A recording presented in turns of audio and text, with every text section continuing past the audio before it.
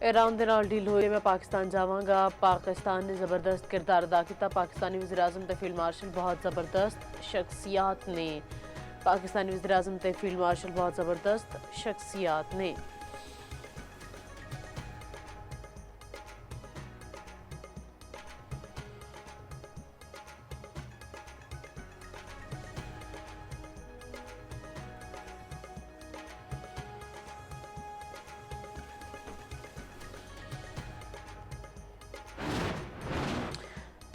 अमन mission ਲਈ ਵਜ਼ੀਰ ਆਜ਼ਮ ਦਾ 3 ਦੋਸਤ ਮੁਲਕਾਂ ਦਾ ਦੌਰਾ। ਸਾਊਦੀ ਅਰਬ ਤੇ ਕਤਰ ਦੇ ਬਾਅਦ ਵਜ਼ੀਰ ਆਜ਼ਮ ਤੁਰਕੀਆ ਵਿੱਚ ਮੌਜੂਦ।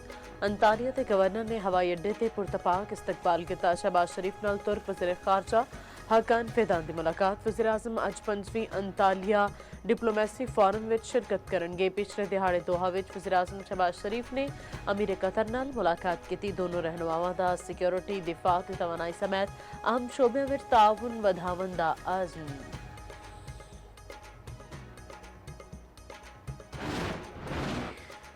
फील्ड मार्शल अमेरिका ईरान मुआहदे लई सरगर्म। फील्ड मार्शल सैयद आसिम मुनीर की तेहरान में ईरानी सदर नाल मुलाकात और ईरानी सदर नाल मुलाकात में अब्बास अरागची ते मोहसिन नकवी भी मौजूद सन। इस तो पहले फील्ड मार्शल आसिम मुनीर दा पाकिस्तान इनकलाब के खातिमुल अंबिया सेंट्रल हैडक्वार्टर्स का दौरा। ईरानी मीडिया के मुताबिक फील्ड मार्शल आसिम मुनीर ने IGRC के कमांडर नाल मुलाकात की।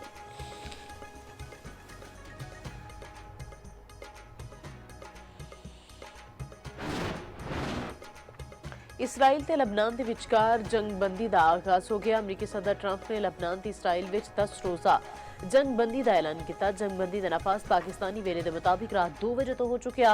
ट्रंप का आखना है कि लबनानी ते इसराइली हुकाम की व्हाइट हाउस विच मुलाकात होगी। लबनानी सीज़ फायर विच हिजबुल्ला भी शामिल होगी। दूसरे पासे ईरानी पार्लीमेंट के स्पीकर बाकर गालिब आफ्ता आखना है लबनान जंगबंदी हिजबुल्ला की इस्तकामत ते मुजाहमती महाज का नतीजा है। ईरान की कोशिश है कि तनाज़ात का शिकार सारे इलाकों में हमेशा लई जंगबंदी कराई जाए। गालिबाफ ने आख्या कि रियासत पाकिस्तान ते फील्ड मार्शल आसिम मुनीर दे शुक्रगुजार ने जिन्होंने इस जंगबंदी की तौसीक की।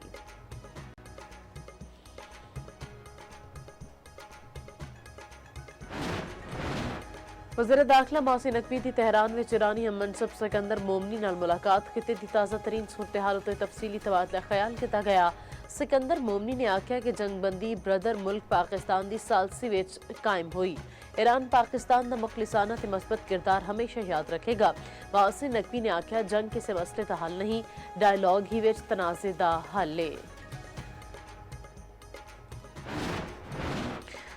HPL PSL विच इस्लामाबाद यूनाइटेड ने कराची किंग्स नूं 8 विकटां तो हरा दिता। पहले मैच विच हैदराबाद किंग्समैन ने रावलपिंडीज़ नूं 5 विकटां नाल शिकस्त दित्ती।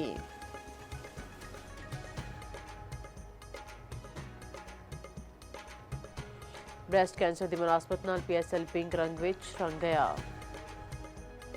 खिडारी ते ऑफिशियल्स गुलाबी टोपियां ते पिंक रिबन पा के शरीक। स्टैम्प्स ते मैच ग्राफिक्स का कलर भी पिंक कर दिता गया।